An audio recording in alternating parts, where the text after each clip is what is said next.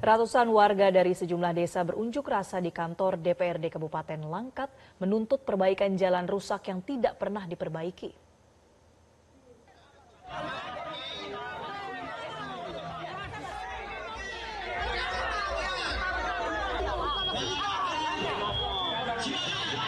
Ya, pemirsa, pada Rabu siang, ratusan warga dari sejumlah desa di Kabupaten Langkat menggelar aksi unjuk rasa di kantor DPRD Langkat, menuntut perbaikan jalan yang kondisinya kian memprihatinkan. Dengan membawa spanduk dan poster, warga meminta bertemu dengan Ketua DPRD Kabupaten Langkat. Dan dalam orasinya, warga menyatakan akibat kondisi jalan yang rusak tersebut, warga dari 3 desa di Kecamatan Tanjung Pura kesulitan untuk beraktivitas karena kondisi jalan yang rusak. Kondisi ini juga menyebabkan sejumlah pengendara jatuh dan terluka.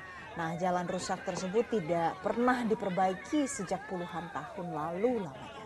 Jadi mereka juga sudah berulang kali mengajukan permohonan perbaikan jalan, tapi sampai saat ini tidak pernah terrealisasi.